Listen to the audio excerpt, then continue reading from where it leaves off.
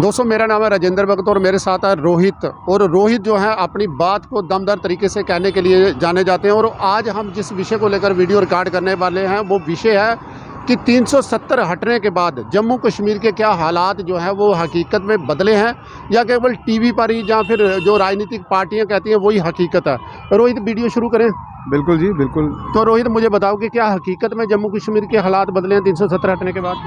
सबसे पहले तो आपके चैनल के जितने दर्शक हैं उनको मेरी तरफ से राम राम, प्रणाम, सत श्री अकाल, हेलो। और जो बाकी हैं उनको कॉपी टू ऑल। देखिए हालात बदले हैं, बिल्कुल बदले हैं, इसमें कोई दो राय नहीं है। पहले की उपेक्षा अब जो है काफ़ी कुछ चेंजेस आया है। पहले एक पर्टिकुलर एक जैसे हम कह सकते हैं एक परिवार का एक मानसिकता का शासन था। अब जो है ओपन माइंडेड है। आप देख सकते हैं, आपके कैमरामैन से मैं अनुरोध करूंगा पीछे दिखाएं। देखिए रश पड़ा हुआ है और हमारे हिंदुस्तान के अलग अलग कोनों से जो भाई बहन है वो यहाँ पे कारोबार कर रहे हैं अपनी छोटी मोटी। दर्शकों को हम बता दें कि इस समय हम जम्मू के इंदिरा चौक में खड़े हैं और ये इंदिरा चौक वही होता था जो 370 से पहले अगर देखा जाए तो जहाँ आसपास में कभी बम ब्लास्ट हो जाता था, बस स्टैंड में ब्लास्ट हो जाता था, कभी हम समाचार यही सुनते थे कि आज वहाँ पत्थरबाजी हो गई है, इतने लोग मारे गए हैं, सेना पर हमला हुआ है, आज ये हुआ। तो इस तरह के समाचार आते थे। पिछले 4-5 सालों में ये समाचार तो है ही नहीं। क्या ये हकीकत है? ये अब ऐसा लगता है कि वो एक स्वप्न था जो आए दिन इसी चौक, ये जो चौक है मैं आपको बता दूं, यहीं से हमारा जो सचिवालय है उसका रास्ता जाता था। हम भी कई बार सरकार विरोधी प्रदर्शनों में यहाँ पे गिरफ्तार हुए हैं, लाठियाँ चली हैं। यहाँ बिल्कुल नज़दीक में बस स्टैंड है, ये काफ़ी हाई अलर्ट एरिया हुआ करता था। बट अब आप देखें वो ऐसे लगता है वो बीते ज़माने की बात हुई है। ये 370 का ही। मैं चाहता हूँ कि कैमरामैन थोड़ा पीछे दिखाते भी जाएं कि क्या जो बात रोहित जी कर रहे हैं वो हकीकत में है कि जब केवल हम ही कह रहे हैं। देखिए ये कोई समय था जब ये कितना हाई सिक्योरिटी जोन होता था। अब आप देखिए चहल पहल है, हमारी जो सुरक्षा एजेंसियां और ख़ास करके मैं गृह मंत्री अमित शाह जी का बहुत बहुत धन्यवाद करूंगा कि जिनकी ये सारी कारगुजारी में ये सारा काम जो है संभव हुआ। लेकिन रोहित अगर हम देखें तो अगर समाचार देखें तो हमें ये मतलब ये वो चीज़ें आती हैं कि जो बहुत से ऐसे लीडर आपको मिल जाएंगे जो कहते हैं कि हमारी स्टेट ख़त्म हो गई, हमें अधिकार नहीं मिले, अगर हम फिर से सत्ता में आए तो 370 को फिर से लगाएंगे। देखिए राजेंद्र जी, मैं आपको एक चीज़ क्लियर कर दूँ। ये वही होता है जब किसी ने किसी जैसे बैंक से लोन लिया हो और बैंक वाले उसकी प्रॉपर्टी कुर्क कर लें, वो हाय हल्ला करता है, वो कोई ना कोई जुगाड़ में रहता है कि मेरी बात हो जाए और मेरा इसमें वो सॉर्ट आउट हो जाए। अब उनका जो राजपाट था, जो सो कॉल्ड राजपाट, जो वो अपने आप में समझते थे कि हमारी शासन सत्ता है, हम यहाँ पे हमारे अलावा चिड़िया भी पर नहीं मार सकती। हमने यहाँ पे बड़े बड़े हमारे जो आज केंद्रीय मंत्री हैं उनको एयरपोर्ट पे हिरासत में लेते देखा है। जम्मू में ऐसे बहुत से गंभीर मुद्दे होते थे, उनको लेके आज जिनकी कहते हैं कि हमारी ही चलेगी। अब मैं जिसे एक अहंकारी जो शब्द होता है, मैं जो रावण में अहम का मैं था कि मैं ही सर्वोपरि हूँ, उनमें भी वो मैं थी। वो इनका अहंकार 370 के जो दम पे था वो चकनाचूर हो चुका है। तो अब मैं तो यही कहूँगा कि उनको जो वो बीते ज़माने के लोग हो गए। मैं खुद भी पिछले दिनों जब G20 के दौरान श्रीनगर में गया था, वही लाल चौक था जिसकी हम समाचार देखते थे। और जब भी लाल चौक का कैमरा सामने नज़र आता था तो उससे पहले एक जाली दिखाते थे, बोलो जाल होता ना जिसके आगे से हम क्रॉस नहीं कर सकते, अगर पास से निकलते तो वो कट कर देता है। तो जब भी श्रीनगर की तस्वीरें आती थी, फ़ोटो आती थी, तो उस समय क्या होता था कि वो जाली दिखती थी। मुझे लगता है कि सारे दर्शक इस बात को मानते होंगे कि जब कश्मीर का शब्द कुछ भी आता था, कोई समाचार आता था, तो सबसे पहले सिक्योरिटी एक बंदूक दिखाई जाती थी और तार दिखती थी। अब क्या वो तारें हैं? देखिए सबसे पहले मैं आपको बता दूं कि ये जो लाल चौक, जहाँ पे हमारे निर्दोष भाई बहन, चाहे वो यहाँ वहाँ के कश्मीरी पंडित भाई बहन हो या वहाँ के राष्ट्रवादी मुसलमान हो, उनके खून से लाल हुआ। अब हम सरकार से, आपके चैनल के माध्यम से और आपके दर्शकों से भी अनुरोध करेंगे कि अगर हम मेरी इस बात से सहमत हैं कि लाल चौक का नाम बदल के अब राम चौक या भारत माता चौक जो है वो कर देना चाहिए। क्योंकि अब लाल चौक की वो जो यादें, जो इतनी बुरी यादें जो उस चौक के साथ जुड़ी हुई थी, अब वो एक अतीत की बात हो चुकी है। अब वो कभी भी ना, भविष्य में जो हमारी आने वाली पीढ़ियाँ हैं, तो एक उनमें राष्ट्रवादी जो एक सोच जो उत्पन्न हो, उसके लिए तो मैं सबसे पहले आपके चैनल के माध्यम से मांग करूंगा कि लाल चौक का नाम चेंज करके राम चौक करना चाहिए। क्योंकि हमारे मित्र हैं सोन गिरी जी, वो किष्किंधा जहां हनुमान जी की जन्मस्थली है, वहां से रथ लेके 12 वर्ष की यात्रा के लिए निकले हुए हैं। और जब लाल चौक में पहुंचे, आपने देखा ऐतिहासिक उसी चौक पे पहली बार किसी ज़माने में कभी हुआ करता होगा, महाराजा ललितादित्य जी या जो भी वहाँ के राजा रहे उनके ज़माने में हुआ करता होगा। बट जब से हमने जन्म लिया है, जब से हमने होश संभाली है, पहली बार हनुमान चालीसा का वहाँ पे पाठ हुआ और लोगों का उत्साह देखते बनता था। हम आपके चैनल से मांग करेंगे, एक तो राम चौक हो, दूसरा मैं एक आपके दर्शकों को ये बता दूं, जो पूरे देश के दर्शक हैं, पहले क्या होता था, समाचार एजेंसियां जो होती थी वो इन्हीं की केंद्रित होती थी। आपने लोगों ने देखा होगा कि काफ़ी लोग जो कश्मीर में अब जो एलजी प्रशासन के दौरान जो एक सर्जिकल स्ट्राइक विद इन शासन जो है, एडमिनिस्ट्रेशन के अंदर जो सर्जिकल स्ट्राइक चल रही है, आपने कभी नोटिस किया उसमें कितने ब्यूरोक्रेट्स, पुलिस वाले, शिक्षक जो इनके सहयोगी थे पकड़े गए। और सबसे बड़ी अहम बात है कि पत्रकार, जो कुछ न्यूज़ एजेंसियां जो एक अपनी कहते हैं ना, एक अपना एजेंडा, एक अपनी मानसिकता चलाने के लिए वो भी लोग जो इनके साथ इन्वॉल्व थे, एडमिनिस्ट्रेशन ने उनको पकड़ा। और वो ऐसा नहीं है कि हाँ, हालांकि वहाँ की राजनीतिक पार्टियों ने हाय हल्ला मचाया कि देखो जी, पत्रकार जो है, समाचार जो होते हैं, ये fourth pillar of the society होते हैं, बट जो इन गलत में इन्वॉल्व है वो है, उसमें कोई दोहरा नहीं है, वो भी लोग पकड़े गए हैं। इसीलिए जब भी बात जम्मू कश्मीर की आई, आप लोगों ने, हमारे देशवासियों ने हमेशा कश्मीर ही देखा। अभी हम जम्मू के प्रॉपर हब, इसे हम जम्मू का हार्ट कह सकते हैं, जहाँ पे हम खड़े हैं। और आप ये देख लो, पीछे तिरंगा लहरा रहा है, लोग अपनी चहल पहल है, घूम फिर रहे हैं। पर लोगों के जहन में जम्मू का क्या है, सबसे बड़ा जो मुझे दुख होता है, राजेंद्र जी, मैं क्षमा चाहूँगा अगर मेरे मुंह से कोई कटु शब्द निकल जाए, सबसे ज़्यादा दुख मुझे अपने समाचार पत्र जो पत्रकार भाई हैं उन पे है। उन्होंने कभी भी जम्मू को फोकस नहीं किया, जम्मू को केंद्रित नहीं किया। ये बात तो सभी एग्री करते होंगे कि जब भी किसी बड़े नेशनल चैनलों पर जब भी आप देखते हैं कि लोग बैठे होते हैं, जो पैनल बैठा होता है, उसमें एक कश्मीर का व्यक्ति बैठाया होता है, और बैठाया आम पब्लिक नहीं बैठाई होती, वो एक ऐसा व्यक्ति बैठाया होता है कि जिसका पहले से पता होता है कि ये कुछ बोलेगा। जम्मू का मुझे नहीं लगता कि आज तक मैंने कोई देखा होगा। हाँ, जम्मू का अगर कोई हो भी तो वो भी जो दिल्ली में बैठा होगा। कभी जम्मू का आदमी लाइव में मैंने किसी डिबेट के अंदर नहीं देखा। हालांकि जम्मू अगर देखा जाए तो इतना बड़ा जम्मू है, उस पर भी हम एक वीडियो करेंगे, क्योंकि जम्मू आज 30 किलोमीटर में फैला हुआ जम्मू है, लेकिन उसकी वीडियो हम बाद में करेंगे। लेकिन उनको बैठाया जाता था ताकि वहां पर पब्लिक के सामने, जो पूरी इंडिया के सामने एक जो पिक्चर जाती थी, वो यही दिखाती थी कि कश्मीर के, मतलब पिक्चर में क्या दिखाते थे कि कश्मीर के जो जितने लोग हैं वो अलगावादी हैं। हालांकि ऐसा नहीं है। हम कश्मीर जाते रहते हैं, कश्मीर के लोग आते हैं, युवा आते हैं, हम लोग तो ऐसे नॉर्मल सी बात करते हैं, कोई लेना देना नहीं है। मात्र वो लोग जो राजनीति से जुड़े हुए थे, जो एजेंडा चलाते थे, जो सेपरेट से जुड़े हुए थे, उनको टीवी पर लाकर पूरे कश्मीर को मतलब वो चीज़ें दिखाई जाती थी। हकीकत में नहीं है। 370 हटने के बाद अगर आप देखोगे तो आज हम जाते हैं तो 10 लोग हमें मिल जाते हैं, वही कश्मीर है। अब कैसे ये सारा सिस्टम बदल गया? देखिए राजेंद्र जी, पहले ऐसा था कि एक पर्टिकुलर, मैंने आपको बोला ना, एक उनकी राज सत्ता थी, एक उनका जैसे कंट्रोल था, पुलिस उनके अंडर थी, शासन प्रशासन उनके कंट्रोल में था, और वही लोग यहाँ पे फल फूल रहे थे जो उनके जी हजूरी में लगे थे, जो उनके साथ जी करते थे। अब जब वो चीज़ नहीं रही, वो नैरेटिव उनका ख़त्म हो चुका है, क्योंकि केंद्र ने, कहते हैं ना, जैसे एक लंका जाते समय प्रभु राम जी के वहाँ पे जब माता सीता को लेने जा रहे थे, तो आपने देखा होगा बीच में समुद्र आ गया था, है ना, समुद्र 100 कोस सी खाई। तो उस खाई को लांघने के उसी प्रकार जैसे यहाँ पे वहाँ पे उस त्रेता युग में हनुमान सेना ने कार्य किया था, उसी प्रकार केंद्र की, मैं जम्मू की नहीं कह रहा, केंद्र की जो सत्ता है, जो मोदी जी और अमित शाह जी के नेतृत्व में काम कर रही है, उसने उसी सेतु को 370 का जो बीच में खाई थी उसको ख़त्म कर दिया, जिससे आज इनकी जो है ये अपने घुटनों पे आ चुके हैं। आप देखते होंगे ये कैसे, ये इतने हताशा में आ चुके हैं कि इनको पता नहीं लग रहा। कोई एक मैडम थी, वो कहती थी कि झंडा उठाने वाला नहीं मिलेगा। अरे बावली, वहाँ देखो G20 में पूरे दुनिया के झंडे वहाँ लहरा रहे थे। एक बात और थी कि मैं किसी का नाम नहीं लूँगा, लेकिन बहुत से ऐसे लोग देखे हमने, जब कोई कहीं भी आप देखो, अगर आप पूरी दुनिया में जाओ तो युद्ध चल रहा है। आप यूक्रेन में जाओ, रूस और यूक्रेन के अंदर युद्ध चल रहा है। अगर आप इजराइल में चले जाओ तो वहाँ भी युद्ध चल रहा है। तो युद्ध के दौरान सिविलियन लोग तो मारे जाते हैं, और बहुत से हमारे सुरक्षा कर्मी भी आप देखते होंगे आए दिन। अभी पुंछ में देखें, रजौरी में देखें तो कितनी घटनाएं हो जहाँ हमारे सैनिक शहीद हो गए। लेकिन जहाँ कोई ऐसा व्यक्ति सिविलियन मारा जाता है किसी गोली के अंदर, जहाँ किसी भी ढंग से, जहाँ शंका रहती है कि हो सकता है वो किसी दूसरी क्रॉस फायरिंग में मारा गया हो, तो वहाँ उस चीज़ की माइलेज लेने के लिए ये नेता वहां पहुंच जाते हैं। लेकिन सुरक्षा कर्मी या फिर पुलिस के कर्मी जो उनके परिवार नहीं है, क्या वहां तक ये क्यों नहीं जाते? देखिए राजेंद्र जी, आपने बिल्कुल सही बात पे, जिसे कहते हैं ना, कटाक्ष किया।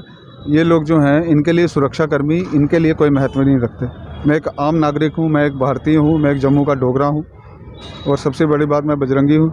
हमारे लिए सुरक्षाकर्मी हमारे लिए उतने ही सम्माननीय, माननीय, पूजनीय हैं जितने हमारे लिए हमारे घर के बड़े हैं। आज वो सीमाओं के जो प्रहरी हैं तो हम सुरक्षित हैं, नहीं तो नापाक देश के जो दोस्त हिमायती बने हैं ना, जो कहते हैं कभी बातें करो, कभी कहते हैं हमें इसमें प्रेम मोहब्बत का सेतु बनाने चाहिए। तो आप सोच लीजिए, अगर इन्हीं लोगों के ये सुरक्षाकर्मी ना हो तो यहाँ पे इन्होंने क्या हालात बनाए हों। ये तो जैसे फारूक अब्दुल्ला कह रहा है हमास बनेगा, अरे भैया हमास बन चुका था। उस हमास का जो खल्लास किया जिसने, वो हमारी केंद्र की सरकार ने, हमारे सुरक्षाकर्मी भाई बहनों ने किया। एक भी सुरक्षाकर्मी मरता है इनकी तरफ से सिर्फ निंदा होती है, दुख जताया जाता है। आज तक कोई भी मेरे को बताए, आप राजेंद्र जी आप बताएं, आप सीनियर पत्रकार हैं, काले बालों में हमने आपको देखा था, अब तो बाल भी झड़ गए, अब सफ़ेद भी हो गए। एक भी आप राजनेता, अब तो राजनेता का एक भी राजनेता का आप कोई रिकॉर्ड लेके आइए जो कोई सुरक्षाकर्मी शहीद हुआ हो और ये कश्मीरी राजनेता उसके वहाँ पहुँचे हों। भाई ये बात ज़रूर है कि जब भी कोई शहीद हो जाता है, हमारा सैनिक शहीद हो जाता है ड्यूटी के दौरान, हालांकि हज़ारों के हिसाब से अगर देखा जाए तो जम्मू कश्मीर पुलिस के, सेना के जवान तो बेचारे शहीद होते हैं, जम्मू कश्मीर पुलिस के भी कितने लोग शहीद हो गए। मुझे खुद याद है कि हम लोग BC रोड में बस स्टैंड में एक बार ब्लास्ट हुआ था और बेचारे हमारे जो सुरक्षा पुलिस वाले खड़े थे, नाके के ऊपर हुआ था, तो खुद की टांगें तक बेचारों की उठ गई थी और उसके बाद हमने उनको गाड़ियों में डाला था, लेके गए थे। तो मतलब वो मंजर जो थे अब उनको याद भी नहीं करना चाहते। वो ब्यावे मंजर हैं। आपने बात शुरू की थी 370 से, मैं वही बता दूं, वो ब्यावे मंजर जो थे वो अब हमारे लिए एक स्वप्न हो चुका है। वो एक गंदे स्वप्न थे, अब वो ख़त्म हो चुका है। अब नया उजाला, नई रोशनी है, आपके सामने है सब कुछ। कुछ और क्या चाहते हैं कि 317 हटने के बाद अब क्या नया हो? देखिए 370 हटी है, हम पहले भी ये मांग करते थे। ये स्टेटस जो था, ये जब हम, जो मेरी अपनी निजी राय है, इसमें हम सबको बेनिफिट था। जैसे और हम अलग अपनी स्टेट देख लें जहाँ पे 371 है, हिमाचल है जहाँ पे कोई बाहर का आदमी ऐसे नहीं कर सकता, हमारे लिए भी था। हमारे लिए तब तक था अगर कश्मीरी उसमें इक्वली जम्मू को और लद्दाख को शेयर रखते। बट उन्होंने क्या किया, ना वो कभी उन्होंने जम्मू की और ना लद्दाख की सुध ली। जम्मू हमेशा प्रताड़ित रहा। यहाँ के कुछ जयचंद नेता जो उनकी जी हजूरी में, उनकी हिमायती में उनके पाँव दबाते रहे, वो यहाँ पे सत्ता सुख और अलग अलग सुविधाएं जो पाते रहे। आज भी यहाँ के सबसे बड़े मैं कहूँगा जयचंद जो हैं, जब ऐसे अलगाववादी लोग जो हमारे दुश्मन देश की हिमायती बने, जो हमारे सुरक्षा कर्मियों को मारे, जो हमारे सुरक्षा कर्मियों के गले काट के ले जाएं, ऐसे लोगों से जब प्रेम मोहब्बत की बात करते हैं तो ये राष्ट्रवादी जम्मू का जो डोगरा है उसके सीने में आग लगती है। मेरे जैसे हज़ारों युवा हैं जिनके सीने में ये आग धधकती थी और हम हर उस प्रदर्शन में शामिल होते थे जिसमें इनका जो खिलाफत करने के लिए, कभी ये कहते हैं उग्रवादी हमारे भाई हैं, कभी ये कहते हैं कि AK-47 लेके जो आएगा उसको AK-47 के पैसे मिलेंगे प्लस सरकारी नौकरी मिलेगी। और जम्मू हमेशा राष्ट्रवादी रहा। इसने बम भोले के टाइम पत्थर नहीं उठाया, इसने तिरंगा उठाया हमारे जम्मू ने, और शांतिपूर्ण तरीके से यहाँ आंदोलन हुआ। पर दुख इस बात का होता है कि केंद्र की जो सत्ता और जो हमारे प्रदेश के जो ये 25 मौनी महात्मा जो यहाँ से जीते थे और ये 44-46 जो पार्षद जिन्हें हम उनके मंत्री कह सकते हैं विधायकों के, अगर ये एकजुट होकर 69 इतिहास में पहली बार इतनी बड़ी रेशो में भाजपा को, प्रदेश भाजपा को यहाँ पे बहुमत मिला। लेकिन बहुत दुख दुर्भाग्य से कहना पड़ता है कि आज जम्मू का जो एक युवा जो है वो इस बात से इतना दुखी है कि 370 टूटने के बाद जम्मू की किसी ने सुध नहीं ली। यहाँ पे भर्तियाँ हुई, घोटाले भी हुए। यहाँ पे भर्तियों को पारदर्शी तरीके से ये जो घोटाले हुए थे, हालांकि हम 370 पर बात करें ये भी उसी का अधीन आता है। ये जो घोटाले हुए थे, घोटालों के पीछे कहीं ना कहीं राजनेता रहे, चाहे वो पुराने राजनेता रहे या नए राजनेता रहे। ये बात तो सारी दुनिया जानती है कि जिन जिन लोगों को इसमें इन्वॉल्वता रही वो वही लोग थे। अब सिस्टम बदल गए, बहुत से सिस्टम जो है बदल गए। आपको लगता है कि अब जिस तरह से जैसे UPI आ गया, फिर जहाँ ऑनलाइन चीज़ें आ गई, जिनको पैसा आना था वो ट्रांसफ़र सीधा आ रहा है, क्या इससे भी फ़र्क पड़ा? राजेंद्र जी, मैं एक बात तो आपको क्लियर कर दूं, ये जो नोटबंदी थी ये एक ऐसा मास्टर स्ट्रोक था मोदी जी का जिसने इनकी कमर तोड़ के रख दी। दूसरी पार्टियां तो कहती हैं वो मतलब गलत है। देखिए, जिसको नुकसान होगा वो तो गलत ही कहेगा। अब हम जैसे जम्मू के जो बेरोजगार युवा हैं जिनकी जेब में पैसा नहीं है, हमें नोटबंदी से क्या है भाई? हमारे कौन से इलीगल तरीके तो से जो हमें जो उस पैसे आ समय रहे हैं? जो उस समय कहते थे कि ये गलत है, लेकिन अभी हमने देखा था उन्हीं के पार्टी के पिछले दिनों नोट निकल रहे थे, वो मशीनें भी उन्होंने मेरे ख्याल में 30-35 लगाई हुई थी। तो मतलब उनको प्रॉब्लम इसलिए हुई थी, शायद इसलिए बोला था उन्होंने। देखिए, ये वही लोग हैं जिनके पास इतना काला धन है कि एक नोट गिनने वाली मशीन जो है, हमें हाथों से नहीं गिनने के लिए, हमारे पास हाथों से गिनने के लिए नोट नहीं है, और वहाँ पे मशीनें हाँप रही हैं, नोट ही नहीं ख़त्म हो रहे। मशीनें खत्म हो गई थी। मशीनें ख़त्म हो गई, मशीनें हाँप गई। जैसे कहते हैं कि एक आदमी सुबह से काम कर रहा है, वो बस कर चुका है, वैसे मशीनें बस कर गई, मशीनें ख़राब हो गई, इतना इनके पास नोट है, और यही लोग नोटबंदी के लिए रो रहे थे। तो आप खुद समझ सकते हैं, लोग समझ सकते हैं, पर हमें दुख इस बात का है। मैं बार बार यही कहूँगा कि जम्मू की किसी ने सुध नहीं ली। आज भी जम्मू, मैं आपके जितने भी पूरे देश के दर्शक जो देख रहे हैं, मैं आपको बता दूं, ये वो धरती है जहाँ पे भगवान श्री कृष्ण का विवाह हुआ है। ये वो धरती है, पावन धरती, यहाँ भगवान श्री शिव ने माता गौरा के साथ शादी रचाई थी। ये वो पावन धरती है, और ये वही धरती है जब त्रेता युग में प्रभु श्री राम ने एक अपना, जिसे कहते हैं, वादा किया था कि माता से कि तुम माँ त्रिकुटा पर्वत में बैठो, तपस्या करो, मैं आऊँगा। और ये वो धरती है, आप उसको दरकिनार करके वहाँ भागते हो, जन्नत फिरदौसा कश्मीर कश्मीर करते हो। ठीक है, जाओ यार, उसी डल झील में जो हाउस बोट है उसी में नहाना पीना हगना, फिर उसी पानी से खेलना। अरे यार, लानत है, शर्म आती है यार। दूसरी बात ये थी कि जिस तरह से अभी 370 जैसे हमने कहा कि जब हट गया है, तो हटने के बाद बदलाव तो आया है। अब अगर देखें, कंस्ट्रक्शन का काम लगातार से हर जगह, जिस दिशा में भी चले जाएँ, मरजोरी पुंछ रोड चला जाएँ, श्रीनगर वाले रोड में चले जाएँ, कहीं भी चले जाएँ, तो मतलब वर्क तो हमें दिखता है। देखिए, उसका असर होते टाइम लगेगा। मेरे सवाल ये था कि जिस तरह से पाकिस्तान इस जम्मू कश्मीर को लेता था, अब यही चीज़ें उल्टी हो गई। अब वहाँ के जो लोग हैं, जो पाकिस्तान पीओके के अंदर रहने वाले लोग हैं, जब वो अब मैच कर रहे हैं, हालांकि इस तरफ के जो राजनेता हैं वो कह रहे हैं कि जम्मू कश्मीर से 370 वापस आना चाहिए, और वो लोग कह रहे हैं कि अब जो डेवलपमेंट जम्मू कश्मीर के अंदर हुई है हमें भी वैसी चाहिए और हमें उसके साथ जोड़ो। क्या कहेंगे आप? अभी कल ही एक सपना देखा है, एनसी का कोई लीडर है, वो कह रहा था कि ये हम रीपिटिशन जो ऐसे कहते हैं कि रिवाइव कर रहे हैं, कि भाई आपका फैसले को आप दोबारा उसको विचार करिए। तो एक रीपिटिशन करके कुछ है, अभी कल परसों ही उन्होंने वो फाइल करने का विचार कर रहे थे। ठीक है, स्वप्न है उनका, देख लें, क्योंकि जिनकी राज सत्ता गई है वो कोई ना कोई कोशिश जुगाड़ तो करेंगे। नहीं, और वैसे भी देखिए, लोकतंत्र में ये अंतिम, कोई भी आदमी, मतलब आप, मैं, बहुत से चीज़ें हैं जो सरकार के फैसले से खुश होती हैं या नहीं होती है, वो राजनीति के उनका एक एजेंडा भी होता है। राजेंद्र जी, फ्रीडम ऑफ स्पीच का एक दायरा होना चाहिए। बिल्कुल। हम देश में रहते हैं, हमें फ्रीडम ऑफ स्पीच है, पर हमारी फ्रीडम ऑफ स्पीच का दायरा होना चाहिए। फ्रीडम ऑफ स्पीच का नहीं है कि आप हमारे दुश्मन देश के हिमायती बन जाओ। फ्रीडम ऑफ स्पीच का मतलब ये नहीं है कि आप इसी देश के नागरिकों को मारने की, गर्दनें काटने के वो फतवे दो। और जब भी इस तरह के राजनेता काम करेंगे तो ये बात यकीनन है कि जो रियल में भारतीय होगा उसको दुख तो होगा, लेकिन ये बात राजनेताओं को भी समझनी चाहिए कि जब वो ऐसे काम करने लगते हैं, क्या उससे आम लोगों को पीड़ा तो नहीं होती? देखिए, अभी आपने देखा साउथ में एक कोई नेता है, उसने कितने अपशब्द किए। यूपी का एक स्वामी प्रसाद मौर्य है, वो उल्टी सीधे बातें कर रहा है। अब जिन लोगों को ज्ञान ही नहीं है, जैसे मैं आपको एक बात बताऊं, अभी पिछले दिनों कश्मीर में एक लड़की अगवा हुई, हमारी सिख बहन। कोरोना का टाइम था, मैंने जम्मू में एक पीसफुल मार्च, साइलेंट मार्च, मुंह पे टेप लगा के विद बैनर जस्टिस फॉर मनमीत कौर, उसके पिता की मीडिया चैनल पे बात करवाई, और जो हकीकत थी और जो यहाँ पे प्रेजेंट किया जा रहा था पिक्चर, एक नैरेटिव जो सेट करने की कोशिश थी, उसको हमने जुटलाया। मैं आज भी कहता हूँ, हम सनातनी हिंदू, सिख, जैन, बौद्ध, एक ही सिक्की के अलग अलग पहलू हैं। मुस्लिम भाई बहन जो हैं, जो भी राष्ट्रवादी है वो हमारे दिल में, और जो भी देश विरोधी है वो हमारे दिमाग में है, वो हमें खटकते रहते हैं। वो चाहे किसी भी धर्म का हो, चाहे वो अमेरिका में बैठ के खालिस्तानी भी नारे लगाए, वो भी हमारे लिए दुश्मन है। कोई किसी धर्म का, मज़हब का, पंथ का जो देश विरोधी है, जो मानवता विरोधी है, हम उसके विरोधी हैं। बजरंगी हमारे नाम के आगे इसलिए लगा क्योंकि हम मर्यादा पुरुषोत्तम जैसा नहीं बन सकते। बट एक बजरंगी, जब राम सेतु बन रहा था, गिलहरी का भी एक योगदान था, उसी तरह हमारा भी।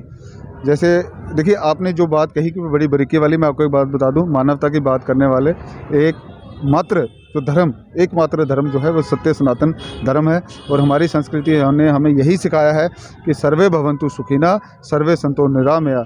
सर्वे भवन्तु को मतलब कि विश्व के जितने भी है जो जीव हैं, जो प्राणी हैं, उनका भला हो, ये हमारी प्रार्थनाओं में सिखाया जाता है। तो आप हमारे से ये अपेक्षा करेंगे कि हम उनके लिए क्या सोच रखते हैं, तो हमारे लिए तो वो वैसे ही हैं जैसे आप हैं, जैसे मैं हूँ, जैसे आपके कैमरामैन भाई हैं और ये जो लोग घूम रहे हैं। और ये देखिए, ये एक बड़ी बात है। होता क्या है कि हमेशा से जम्मू कश्मीर को छोड़ के पूरे इंडिया में, हालांकि जम्मू कश्मीर में देखा जाए तो कभी भी जो जातियों के बीच में, जो धर्मों के बीच में फसाद होते हैं वो नहीं के बराबर होते हैं। हालांकि मिलिटेंसी होती है, लेकिन बाहर की स्टेटों में हम देखते हैं तो वहाँ कभी हिंदू मुस्लिम हो जाता है, कभी पंजाब के अंदर मतलब अलग अलग जगहों पर धर्म को लेकर लोगों की लड़ाई होती है। और आपको मैं बता दूं, जहाँ हम अभी वीडियो रिकॉर्ड कर रहे हैं तो मेरे वीडियो के, अभी मैं उनका चेहरा नहीं दिखाऊंगा, लेकिन वीडियो के अगर पीछे आप देखें तो मुस्लिम भाई है हमारे, मतलब मुस्लिम अभी याद आया, वरना तो मुझे याद ही नहीं है मुस्लिम क्या है। हमने तो अभी चाय पी रहे थे साथ में। कहने का अर्थ ये है कि यहाँ सारे लोग होते हैं, पर इन विषयों पर लोग बात नहीं करते। मुझे लगता है कि अगर लोग बात करें तो किसी के दिमाग में,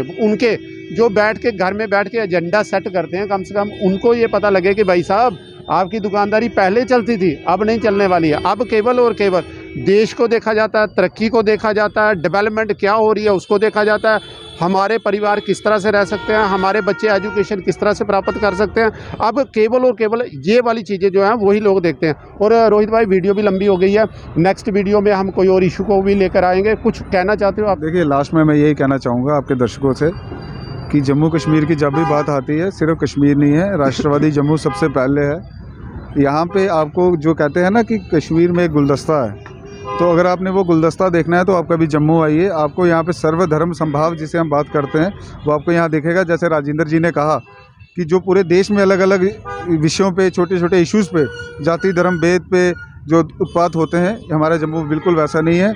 हमारी एक कहावत है डोगरी में कि हम अस डोगरे या अखने या शाने करने, कि हम डोगरे हैं, ये हम शान से कह सकते हैं क्योंकि हमने लड़ी हैं लड़ाइयाँ कमसाने करने। कमसाने का अर्थ हुआ कि हमने बेखौफ निडर होके वो लड़ाइयाँ लड़ी और जीती हैं।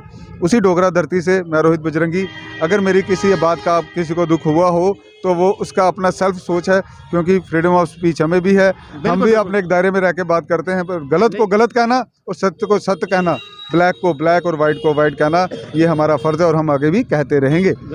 और देखिए, ये बात सत्य है कि अगर जम्मू कश्मीर की हम बात करें अगर, तो जहां हमने पूरी उम्र जम्मू कश्मीर में गुजारी है, तो जम्मू कश्मीर में प्रतिदिन मतलब कि डेली हमारी जो मुलाकातें होती हैं, जैसे हम लोग अभी सिटी के अंदर हैं तो मुलाकातें होंगी। जब हम श्रीनगर में जाते हैं तो वहाँ हमारे जो दोस्त हैं जो हमें बार बार कहते रहते हैं कि भाई हमारे भी यहाँ हो, हमारे भी यहाँ हो। कई बार हम लोग आते जाते हैं। एक छोटी सी बात इसमें कंक्लूड करना चाहूँगा, सॉरी माफ़ी चाहूँगा आपका इंटरव्यू। अभी कश्मीर में चिल्ले कला का टाइम है, वहाँ पे नहरें, पानी के जितने स्रोत हैं वो जम चुके हैं और हमारे जितने भी कश्मीरी भाई बहन हैं उन सभी का जो डेरा और जो पड़ाव है इस समय जम्मू में है। तो जम्मू सर्दियों में पूरा स्वागत करता है अपने इन कश्मीरी भाई बहनों का। हमारी अर्थव्यवस्था जो जम्मू की है उसमें काफ़ी बूस्ट मिलता है। तो इसमें अगर आप सोचें कि हम हिंदू मुसलमान वाला ये सोच लेके चलते हैं तो वो आपकी अपनी मानसिकता है, हमारी ऐसी नहीं है। हमारी मानसिकता सिर्फ यही है कि हर लोग, चाहे वो किसी भी धर्म पंथ मज़हब का हो, राष्ट्रवादी तरीके से अपना अपना सारे अपने अपने पूजा पाठ पद्धति करें, पर प्रेम से रहें, मोहब्बत से रहें और देश की बात जब भी आए तो देश के साथ खड़े रहें। बिल्कुल। और ये एक ऐसा संदेश था, मुझे लगता है कि ये सबको, खासकर जम्मू कश्मीर के बाहर के लोगों को तो ये ज़रूर देखना चाहिए। और जैसे रोहित ने भी कहा कि जहाँ पर जम्मू कश्मीर के अंदर कभी भी कोई जाति, कोई धर्म, जातियों का तो चलो ये चलता रहता है, लेकिन किसी धर्म को लेकर आज तक कोई ऐसा फसाद नहीं हुआ।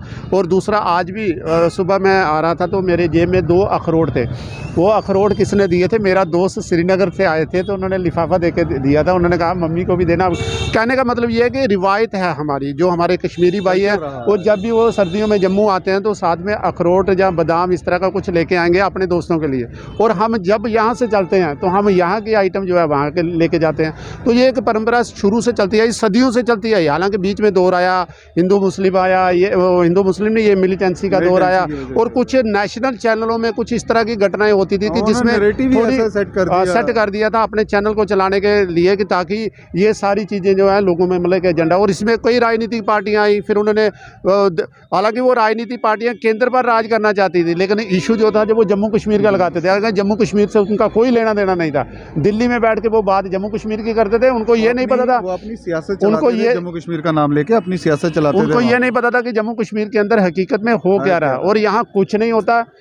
जैसा भी दौर आया हो, चाहे जितना भी आतंकवाद आया हो, हमेशा से हिंदू और मुस्लिम एक साथ ही रहे हैं। और 370 का हमारा इशू था आज, जिस पर बात की गई, डेवलपमेंट की बात की।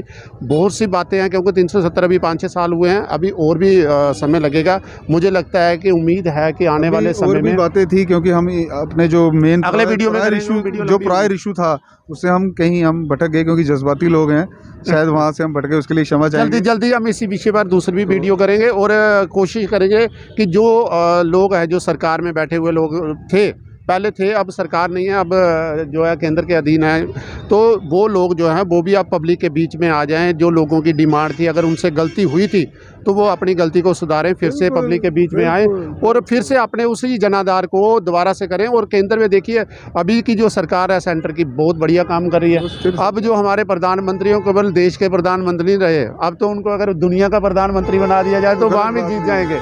तो मुझे लगता है बहुत अच्छा समय है उन लोगों के पास भी, वो भी आएँ और लोगों की जो पीड़ा है उसको दूर करें। और दूसरा नंबर, जो दर्शक हमारे किसी नए इशू पर अगर वो बात करना चाहते हैं, सुनना चाहते हैं, तो वो हमें कमेंट बॉक्स में ज़रूर लिखें।